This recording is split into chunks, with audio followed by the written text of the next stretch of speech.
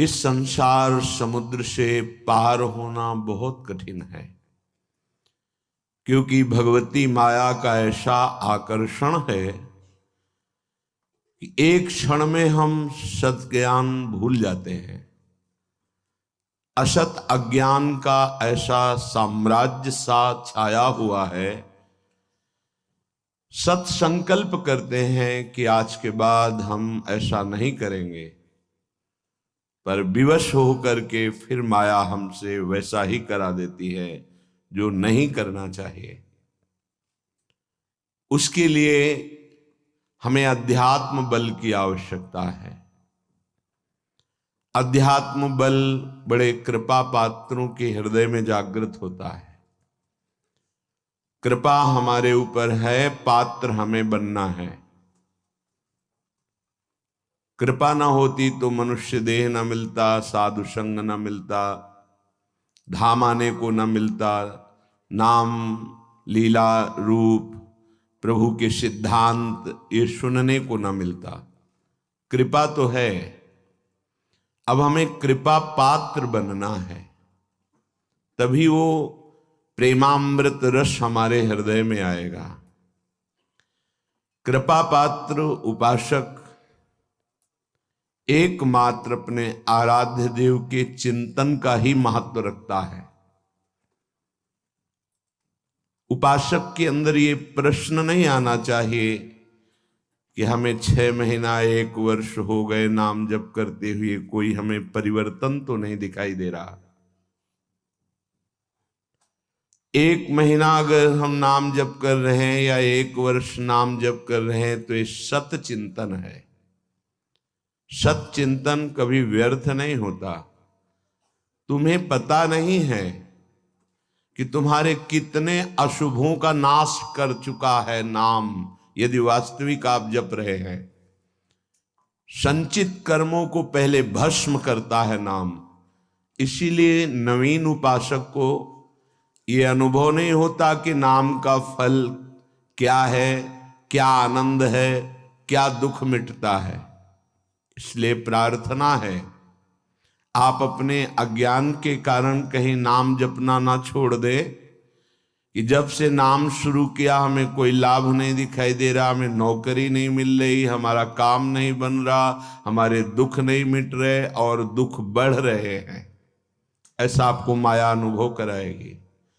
पर आपको दृढ़ विश्वास रखना है सदगुरुदेव के वचनों में, शास्त्र वचनों में, संत वाणी में। इसी विश्वास के सहारे हम अध्यात्म बल से युक्त हो जाते हैं। नहीं तो जब हम नाम जप करते हैं तो सबसे पहला काम नाम का होता है गोदाम में आग लगाना। जो हमारे संचित कर्मों का शुभ अशुभ गोदाम है उसको भस्म करता है। अब ये बात पता नहीं है तो वो वर्तमान में तत्काल फल देखना चाहता है कि हम नाम जप किए तो हमारी सारी कामनाओं की पूर्णता हो ही जानी चाहिए। नहीं, नाम जप का फल क्या हुआ, वो ऐसा सोचता है, पर ऐसा नहीं है। नाम जप सबसे पहले अशुभों का नाश करता है, फिर शुभ फंसाने वाले जो होते हैं वो उनका भी नाश कर देता है। इसके बाद क्रियमाण पूरा परम पवित्र करके भगवद अर्पित कराता है, प्रारब्ध भोगने की सामर्थ्य देता है। फिर आनंद का ऐसा उन्माद होता है, आनंद की ऐसी उत्तम अवस्था होती है जो वाणी से वर्णन नहीं की जा सकती। आप धैर्यवान बने, उत्साह पूर्वक नाम का जप, नाम का कीर्तन, नाम का चिंतन करें। परिणाम बहुत मंगलमय होगा। थोड़ा धीरज रखें, थोड़ा विश्वास करें। न एक एक नाम आपको उठा रहा है, अभी आपको समझ में नहीं आएगा। जब आपके पाप नष्ट हो जाएंगे, हृदय निर्मल होने लगेगा, तब आपको समझ में आएगा। मेरा मन प्रियाजू की कृपा से इस प्रेम रस में आविष्ट हो गया है। अब मेरे लिए वृंदावन से उत्तम कोई नहीं, क्योंकि वृंदावन ने मुझे प्रियाजू प्रदान किया, प्रियाजू के चरणों का प्रेम प्रदान किया, राधा नाम प्रदान किया। अब किसी की कोई मर्यादा नहीं। प्रेम की अपनी स्वयं की मर्यादा है कि वो किसी की मर्यादा नहीं रखता। प्रीति न काहू की कान विचारे, ये प्रेम है। प्रीति की रीति रंगीलो ही जाने। अगर प्रेम का सही रूप कोई जानता है तो प्रभु श्री कृष्ण जानते हैं। इसलिए वो मर्यादा पुरुषोत्तम के रूप में जब अवतरित हुए तो एक एक मर्यादा का पालन। और जब लीला पुरुषोत्तम प्रेमावतार श्री कृष्णचंद्र जी, तो महाराज की लीलाओं को समझना सदगुरु की चरण शरण में बैठकर ही हो सकता है। जो रसिक हैं, जो लाडली लाल के रस में डूबे हुए रसिक सदगुरुदेव हैं, उनके चरणों के समीप बैठकर ही इनकी लीला समझ सकते हैं।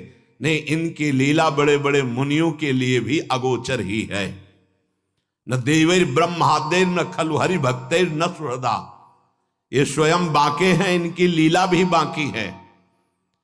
ये बाके की बाकी लीला को जिसका कहीं कुछ बाकी नहीं रह गया वही समझ सकता है। कोई भी चाह, कोई भी लालसा यदि बाकी है तो बाके की लीला को नहीं समझ सकता। जिसका हृदय समस्त कामनाओं से, इच्छाओं से रहित हो चुका है और प्रेम रस का रसिक हो गया है, वो इनकी लीलाओं को जानता है। श्रीपाद कह रहे, ये मैंने इसलिए कहा कि मेरा मन श्यामा श्याम के प्रेम में अब प्रवेश कर गया है और ये प्रेम पंचम पुरुषार्थ है। तो उपासक को बड़ी कृपा है यदि वृंदावन धाम आने को मिले, आश्रय मिले, वास करने को मिले, उसमें विशिष्ट कृपा के सत्संग मिल जाए। सत्संग से हमारे समस्त संशयों का नाश हो जाता है और हृदय दृढ़ हो जाता है कि अब मैं मुक्त होना चाहता हूं। जीवन मुक्त महापुरुष ही प्रेम में प्रवेश होता है, ध्यान रखना। प्रेम रस तभी प्राप्त होता है, पहले प्रेम जीवन मुक्त करता है, तत्वबोध कराता है। सर्वान वस्तु तया निरीक्ष परम स्वाराध्य बुद्धिर्मम, जो उपनिषद कहते हैं सर्वम खलमिदम ब्रह्मणे नानास्ति किंचन, इसका पहले बोध होता है, फिर प्रेम रस प्राप्त होता है। जीवन मुक्त करके विदेह स्थिति से फिर वो प्रेम प्रदान करते हैं। जैसे पांचों भूले देह शुद्धि, ये विदेह स्थिति है। तब छठे भावना रास की, तब वो भावना में प्रवेश करता है। इतनी ऊंचाई हम अपने साधन बल से नहीं प्राप्त कर पाते, ये गुरु कृपा बल से। तभी कहा है रे मन रसकन संग बिन रंच न उपजे। एक साधारण बिना साधन जानने वाले को भी प्रियाजू मिल गए। क्यों? क्योंकि सीधे रसिक कृपा और आसक्ति मेरी लाडली मेरी प्रियाजू। वो दुनिया के शास्त्रों का परिचय नहीं जानता, सिद्धांतों का परिचय नहीं जानता, बस उसके हृदय में एक बात बैठ गई, मेरी प्रियाजू, मेरी स्वामिनी, मेरी प्राण प्रिय सखी लाडली जू, बात बन गई। ये जन्म बंधन से, कर्म बंधन से मुक्त होना बहुत कठिन विषय, बहुत कठिन। जब शास्त्रों का स्वाध्याय करो तब पता चलता है। तभी कहते हैं भगवत प्राप्ति अत्यंत कठिन, पर वो गलत शब्द है। भगवत प्राप्ति अत्यंत सरल। संसार का राग, शरीर का राग छोड़ पाना बड़ा कठिन। इसीलिए परिणाम को वो कठिन बोल देते हैं। परिणाम को कठिन बोलने से घाटा हो जाएगा, हम डर जाएंगे कि हम भगवत प्राप्ति नहीं कर पाएंगे। हमें उत्साह रखना है कि भगवत प्राप्ति बहुत सरल है। कठिन है शरीर संसार का राग छोड़ना, और इसकी जिम्मेवारी है गुरुदेव की। बस आप उनके कथनानुसार चले तो शरीर और संसार के राग का नाश हो जाएगा। परमार्थ का स्वरूप कल के सत्संग में वर्णन किया गया कि उपासक चाहे वो गृहस्थ हो या विरक्त, यदि इस मार्ग में उन्नति प्राप्त करना चाहता है तो किसी के स्वभाव या कर्म की ना तो प्रशंसा करे और ना निंदा करे। क्यों? जब वो गलत कर रहा है तो निंदा क्यों ना करें? तुम क्रिया को देख रहे हो लेकिन पावर को नहीं देख रहे। पावर गोविंद है उसमें, सामर्थ्य गोविंद है उसमें। उपासक उपास्य देव को देखता है, क्रियाओं को नहीं देखता। बोले नहीं, बहुत गंदा आदमी, उसे हम भगवान कैसे मान सकते हैं? तो गंदा उसकी क्रिया को लेकर के है, लेकिन परम कारण तत्व जो बैठा है वो निर्विकार, चेतन, अमल, सहज सुख राशि, उसको क्यों नहीं देखा? तुम क्रिया देखने वाले संसारी नहीं हो, तुम तत्व का दर्शन करने वाले भगवत भक्त हो, उपासक हो, जिज्ञासु हो। जैसे है हम छाया को देखकर, कल ध्यान कीजिए सत्संग का, छाया को देखकर भ्रम हो जाता है कोई है क्या, ठूंठ को देखकर भ्रम हो जाता है भूत है क्या, रस्सी या टायर को देखकर हमें भ्रम हो जाता है ये सर्प है क्या, पर वहां कुछ नहीं होता। वो ठूंठ है, वो रस्सी है, वो आपकी छाया है। ठीक ऐसे ही पूरे संसार में आपके सिवा कुछ नहीं है। सच्ची माने आपको भ्रम होगा, कैसे ऐसे हो सकता है?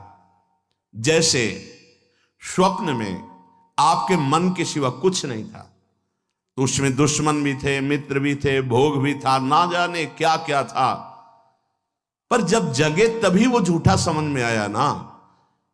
स्वप्न में तो आपको सब सत्य लग रहा था, ऐसे ही अज्ञान से युक्त होने के कारण आपको ये नानात्व तो सत्य लग रहा है। स्त्री पुरुष, अच्छा बुरा, नीच उत्तम मध्यम, ये आपको लग रहा है। श्री भगवान कह रहे हैं बहुत गूढ़ प्रसंग है। अगर आज का प्रसंग समझ लेंगे तो प्रियाजू के चरणों में लिपट जाएंगे कि मेरे बस की बात नहीं। ध्यान से सुनिएगा। आत्मैव तदिदं विश्वम सृज्यते सृजति प्रभु। बहुत सुंदर विषय। भगवान ने अपने आप से अपने आप का सृजन किया है।